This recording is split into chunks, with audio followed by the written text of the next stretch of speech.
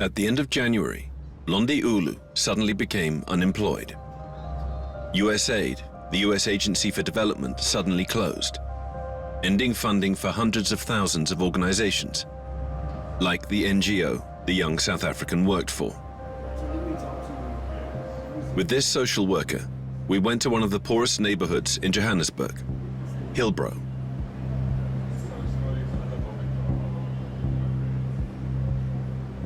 At the top of this rundown tower block lives one of the 6,000 HIV-positive people to whom Londi's NGO was supplying antiretroviral drugs.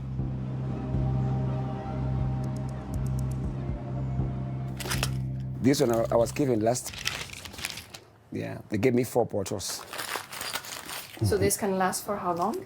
For 4 months. Yeah, 4 months. The NGO clinics, they all closed. It's a pity thing.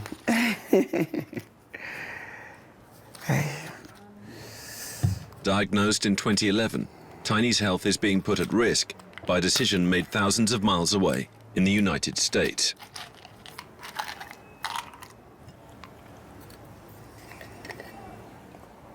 Especially when it comes to Trump, he must have mess. Because so many people, they're in trouble. They're in a big shit.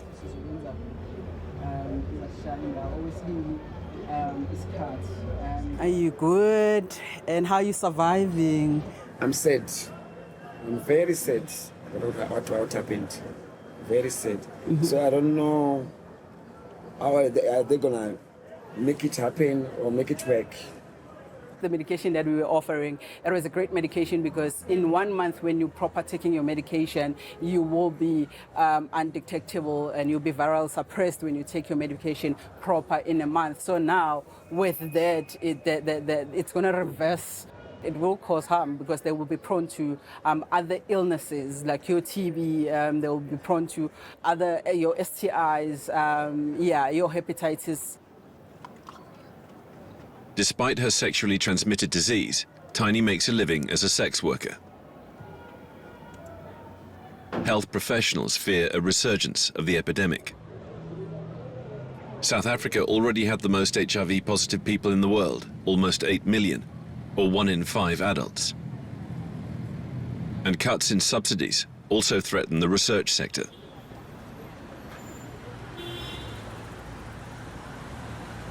In Durban, between squats in the city centre, lies one of the leading institutes in fighting AIDS,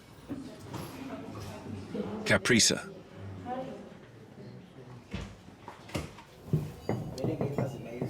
Hi, sorry to disturb. Hi, how are you? How are you, Sissy? I'm good, and you? Good, good. The injections are not troubling you at all? No. Okay. For 19 years, Dr. Leila Mansour has been supervising all the tests, implants, gels, and injections. Okay. The medical teams are currently conducting 30 research projects. One of them was funded by USAID at a cost of 125 million euros and was due to run until 2030. This is the vaginal ring that was under investigation. It's meant to be a dual prevention ring. So one cassette was a non-hormonal contraceptive, and the other cassette would have a product that's HIV prevention product. It was a very innovative type of ring and would have been excellent if it was able to move forward. As budgets were cut overnight, the clinic had to call back patients urgently in order to remove the silicone ring as quickly as possible. Yeah. This reminds this scientist of the dark years in South Africa. Okay. Participants were shocked. They were saying to us, did we do something wrong? Is something wrong with this drug? Am I safe? So we had to try and convince the participants that actually it's not you and it's not the product. It's just the funder pulled out. This puts a doubt in the minds of the community members and the participants. South Africa went through a massive period of apartheid. You would often say, okay, black people are being used as guinea pigs. This research center was founded by a married couple of doctors. Salim Abdul Karim and his wife Karaisha have been awarded top medical prizes for their work in the fight against HIV. Thanks to their reputation, they have the courage to publicly criticize the ultra-elitist vision of the American administration. When Elon Musk went to USAID and stopped all the projects, it was never their intention to close it because it was simply a policy change. They were closing it in order to demonstrate that they are in charge, that they hold the power. All of these additional funds, it seems, are largely going to go to tax cuts for the rich. In many ways, this is about taking money from the poor and now providing it to the rich. South Africa is the victim of a campaign of persecution from Washington.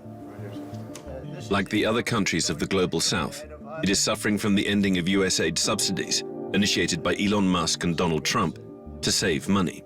I'd like to have Elon Musk please say a few words. If we don't do this, America will go bankrupt. That's why it has to be done. Is anybody unhappy with Elon? If you are, well, throw him out of here. Big deal, huh? Then the US president signed an executive order ending all aid to South Africa and threatening to remove the country from free trade agreements. Behind these decisions lies the influence of Elon Musk. For several years now, the South African-born billionaire has become closer to supremacist figures, denouncing the murders of white people in South Africa on his social networking site X.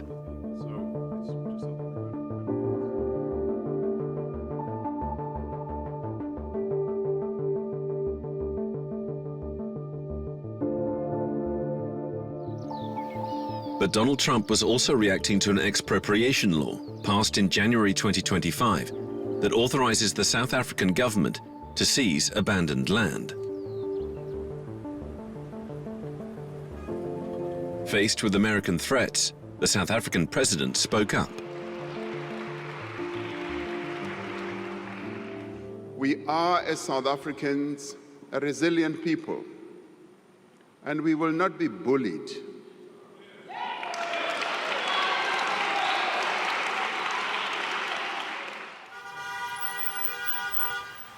To understand these tensions, we have to look back to the time of apartheid, introduced in 1948 by the Afrikaners, the descendants of the first Dutch and French colonizers.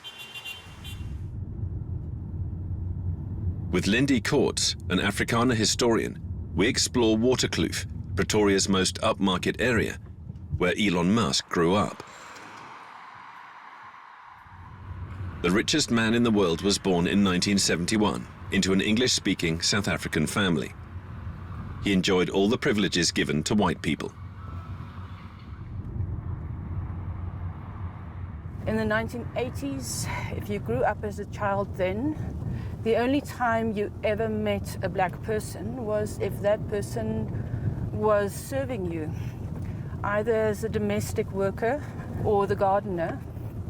You were not served by black people in a shop. You were not served by black waiters at a restaurant even. So African poverty was hidden from white eyes in those days. Lindy Koorts teaches at the University of Pretoria, where young Elon studied for a few months before moving to Canada, his mother's home country.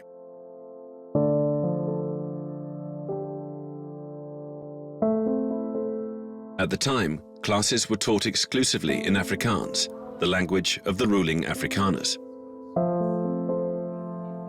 So what does the leader have to do? And in keeping with the laws of the time, the school was exclusively white. This university was deeply Afrikaner nationalist. During the 1980s, schools had cadets training. It was paramilitary training in preparation for their conscription. It was a deeply patriarchal society, extremely masculine, rigid in its views. Elon Musk left segregationist South Africa at the age of 17. According to the historian, the billionaire's vision fails to incorporate the changes caused by the fall of apartheid. Under his impetus, Washington is attacking the most vulnerable South Africans while defending the most privileged. In 1994, Nelson Mandela promised the creation of a rainbow nation where everyone would be equal. But 30 years on, the country remains the most inequitable in the world. Plans for land reform have fallen through. 80% of agricultural land, from vineyards in the Cape region to grain fields in the north of the country, still belongs to the white minority, which represents 7% of the population. Franelyn Rousseau owns a 1,350-hectare farm where she employs 60 people. You go to another area. It's too wet and this is dry, otherwise we lose it here. This company director sells maize, potatoes and soya to large retailers. What we have here is a soya land. It's like nearly a 60 hectare of soya. So if you take it out, it's nice and big. So it's a good, potential for a good harvest. To resolve this inequality, the state has just passed the so-called expropriation law, under which unused land can be requisitioned without financial compensation. Since then, Franelyn has been worried part of her land will be confiscated, like this plot. With her husband, she had set up a rose-growing project here, which collapsed during COVID. The couple condemn what they see as discrimination against white people. Well, according to law, that is what it says. If land is not utilized, the government can come and take it. At the end of the day, if you can't get compensated for something that is still here, it's not fair just to take land and give it to someone else. Our ancestors came here many years ago. So we've also got a right to the land, just as all the other people. I think we arrived before some of them. So the expropriation law, or the act that went through, it's for me just one simple thing how I see it. It's about lying in bed and a gun is loaded against you. So the South African authorities have not yet seized any land. But this new legislation is heightening the Afrikaner community's feeling of insecurity. According to them, they're victims of violent murders in much higher proportions than the rest of the population. So this is just a small revolver that I use when I'm on the road and when I'm on my own, when I'm not with so many men around me, when I can just protect myself. These fears expressed by Afrikaners aren't based on fact, argues this expert in the agricultural sector. There is no white genocide or attack or land grabs of farms in South Africa. There is no politician that would randomly come into South Africa and say, I want that land, I want that land. No, it would not happen. It's something that would be decided by the courts. And those that are sitting outside, either it's Elon Musk or it's President Trump, they are feeding on a wrong and incorrect information about what's going on in South Africa, enabled in part by some South Africans. To meet the white supremacists whom Wandile Silobo accuses of fear-mongering, as night falls, we head to a park in Centurion, a 60% white town on the outskirts of Pretoria. This evening, Afrikaner volunteers of all ages are attending a training course on nighttime interventions. Yeah, guys, I got him! This is a powerful tool. This will cause damage. Who wants me to demonstrate on them a nice throat punch?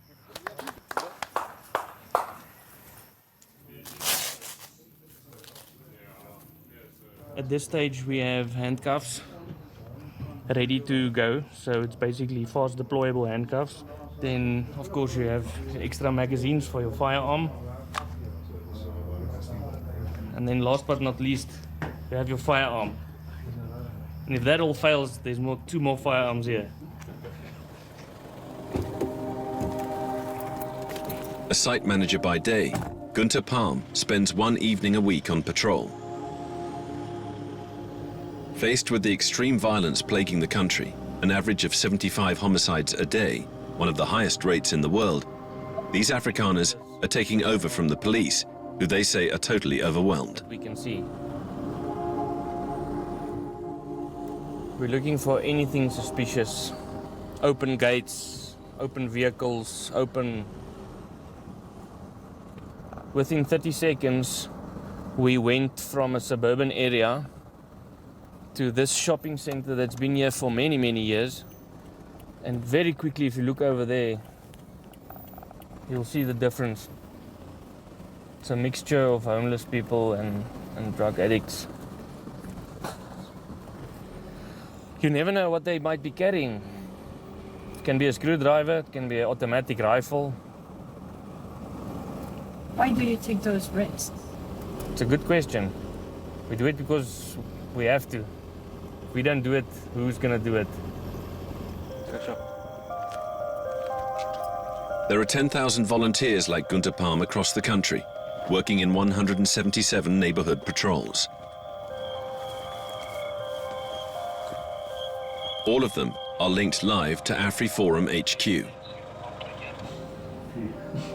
This far-right lobby likes to present itself as a human rights NGO, focusing on white and Afrikaner human rights. This is confirmed who is working on the fence. According to its co-founder, Afrikaners are publicly threatened with death, particularly farmers, also known as Boers. As seen in this video, a rally of the candidate whose party came third in the last general election. Kill the poor, the farmer. Kill the poor, the farmer. Some politicians singing "Kill the Boer, kill the farmer" calls for violence, and the police and the government does not act against them. It's 2 to 3 times more dangerous to be a farmer than a policeman or policewoman. AfriForum pressed charges for incitement of hatred. But the courts refused to ban the song, as it is an historical reference to the fight against apartheid. To maintain the pressure on the authorities, Callie Creel has a small war machine funded by the contributions of 315,000 members. Hello. This is Ernst van Zyl, he's head of public relations. So nice to meet you. We have Department for Cultural Issues, and then we have Marketing Department, Communication Department, and TV programs. And AfriForum's supremacist rhetoric has recently been echoed in Washington, where its leaders visited at the end of February. AfriForum se lede, ondersteuners en sommer enige iemand wat hierna kyk. Ek gee graag terugvoer van ons tweede dag van diplomatieke skakeling hier in die Verenigde State. We felt actually vulnerable on the southern tip of Africa and thinking nobody actually cared or saw it. We are thankful that President Trump was willing to say this is not acceptable. This strategy has paid off. While Donald Trump is drastically tightening immigration conditions in the United States, he's making one exception: Afrikaners, to whom he is offering refugee status. To thank the resident of the White House, 1,500 of them assembled in front of the American Embassy in Pretoria a few days later.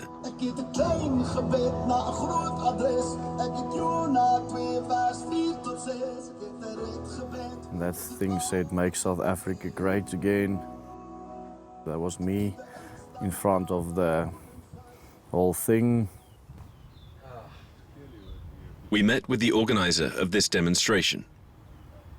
Nostalgic for apartheid despite his young age, This political agitator is calling for the repeal of the positive discrimination laws for black people introduced after 1994. I do not believe these laws should still be applying to me. I myself was born 4 years after apartheid had been ended. These laws are revenge laws, if you want to call it like that. This influencer wanted to show us the most important monument in Afrikaner culture, which celebrates a historic turning point in 1838. It was the point in history where we were at our most vulnerable.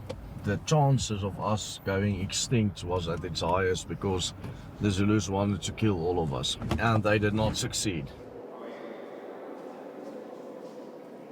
During the Battle of Blood River, 440 Boer farmers are said to have wiped out 15,000 Zulus. A victory which, according to Afrikaner mythology, gave them the right to rule South Africa. Today, the Voortrekker is a place for family outings for the most conservative Afrikaners. Okay, dankie. Nee, geen probleem nie. Ja, ek sien. Hy is 'n groot fan. Nee, is reg. Hy luister jou elke week. Nee, dis reg. Dankie, baie dankie. The main threat we are facing now is a sort of almost visceral hatred that we see coming from black South Africans in general, because they believe, in a sense, that we had taken what is theirs and what should be theirs. Willem Petz's views still aren't widespread in South Africa, even among Afrikaners. But they are fueling tensions in an increasingly divided society, where inequalities are set to get even worse with the drop in international aid. 1 hour's drive away from Johannesburg, Orange Farm is an area neglected by the authorities. Here we meet Londi Ulu. The social worker wants to introduce us to her colleague, who used to run a charity for HIV-positive people.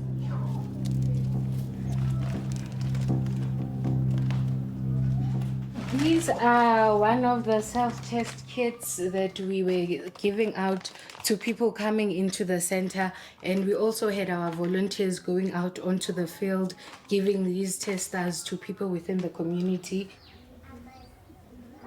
Sile Dasi and her husband Timber have lost all their income.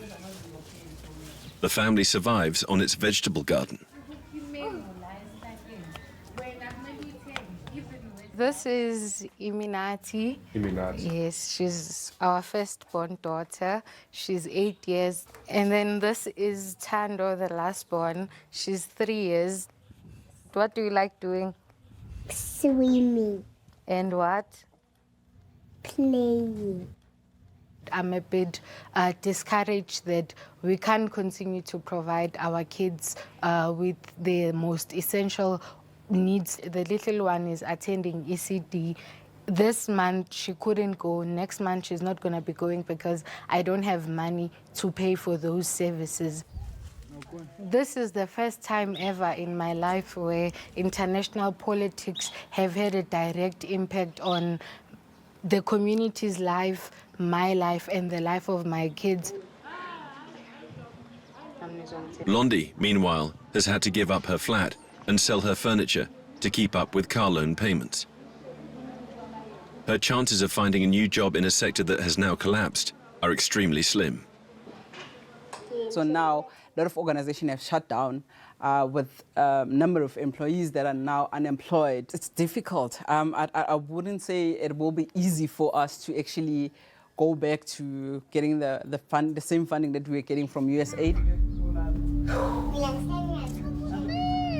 Elon Musk could leave the American government by summer. But for the collateral victims of his fiscal policy, the damage is done. The United States used to provide 42% of the world's humanitarian aid. No other country has volunteered to replace this.